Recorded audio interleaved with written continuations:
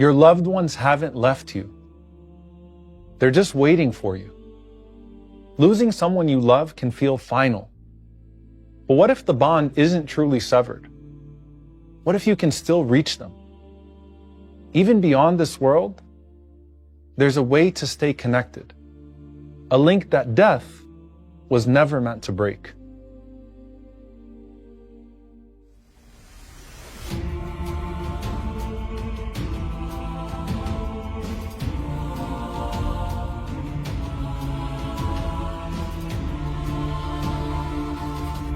In the time of the Prophet ﷺ, there was a young man named Bishr ibn al-Bara from Banu Salama, and he passed away, leaving his mother extremely distraught.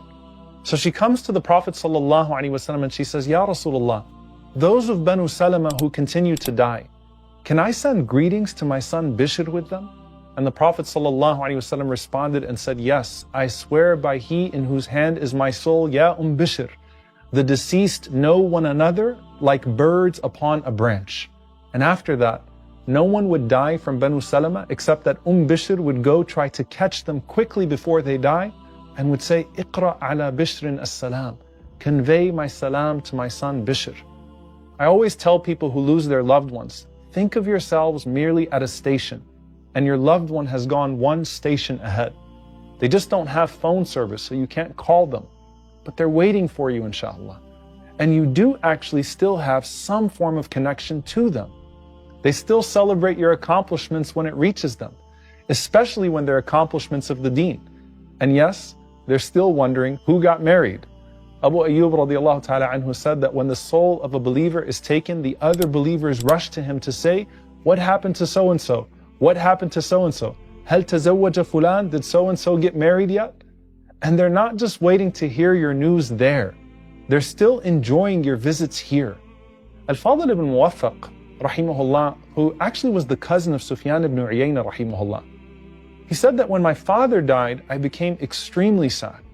And I used to visit his grave every day, but then as time went on, I started going less frequently.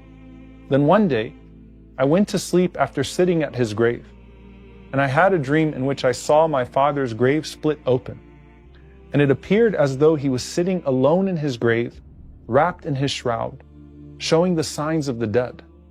So I began to weep when I saw him. And he said, Ya bunayya, ma abta'a bika anni, my son, why have you stopped coming to see me? So I replied, you know when I visit you? And he said, I know every single time you visit me.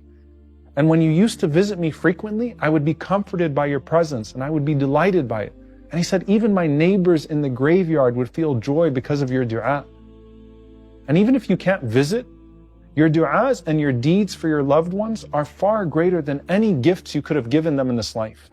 You were given life in the womb of your mother, and now you can give life to her grave with your dua. It may be that your father once furnished your home here, and now you can furnish his home there with deeds on his behalf. And just as your parents used to spend everything on you, now you can spend on them too. And if they could speak to you, that's all they would ask for. Aisha radiallahu anha says that a man came to the Prophet sallallahu alaihi wasallam and said, my mother passed away. And I believe that if she could still speak, she would give charity. So can I do so on her behalf? And the Prophet sallallahu alaihi wasallam said, of course. And this isn't just for your parents, but for all of your loved ones. And as we think about what makes the next station comforting, it's not just knowing that they're waiting ahead of us, but hopefully they would have received the gifts that we sent before we even got there. And for the one who had no believing family waiting at that station, you will still have the best of the family that you chose in their place.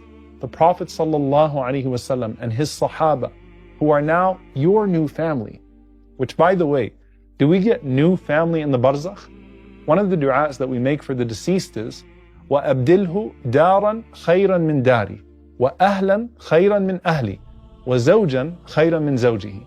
Replace him with a home better than his home, with a family better than his family, and with a mate better than his mate. Mullah Ali Qari rahimahullah says that family here means that these are the unique companions of the Barzakh. Other scholars said that this isn't a replacement of the individuals, but a replacement of any tensions or bad character that remains back in this dunya. So basically, a family reunion without all the family drama that consumes so much of our joy in this life. And other scholars say it's all the old and new family that we expect in our new homes in Jannah bi'idhnillah.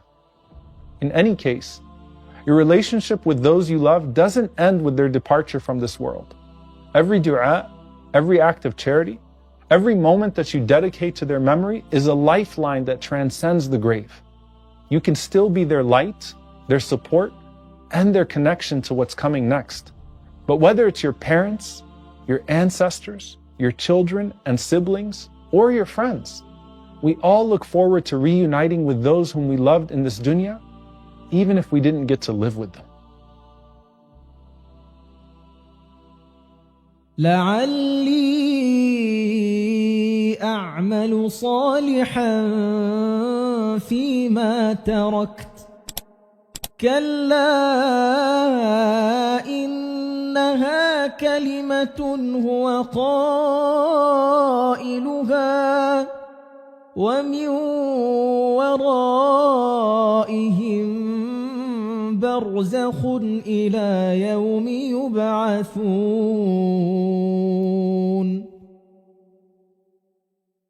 Assalamu alaikum wa rahmatullahi wa barakatuh, dear brothers and sisters. There is so much that's going on at the Yaqeen channel that it might be hard for you to get through it all. So first and foremost, when it comes to the Ramadan series, you might notice that the theme changes in the last 10. It's almost like a mini-series within the series. So if you've been watching the other side, the last 10 are about salvation. And so we went through the Barzakh from this side, and then we went into when a person goes into the Barzakh, did they make it or not?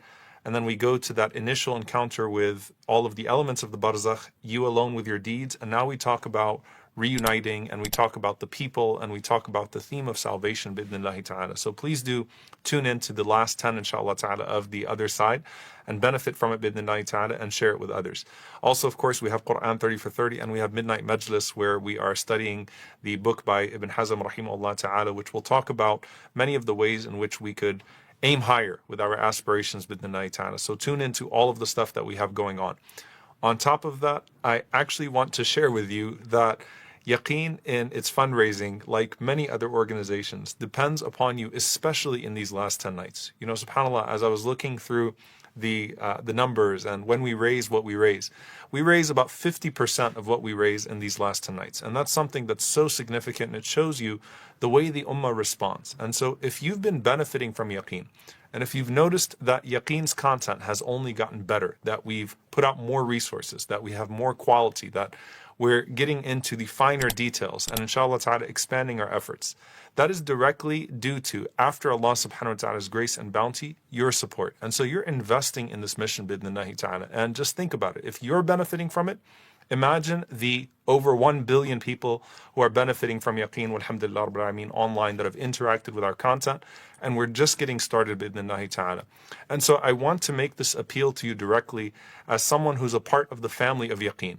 Every year we ask you to give, and we hope that you're seeing the translation of that donation into greater resources, more impactful resources, and the hard work that comes as a result of what you are investing into Yaqeen.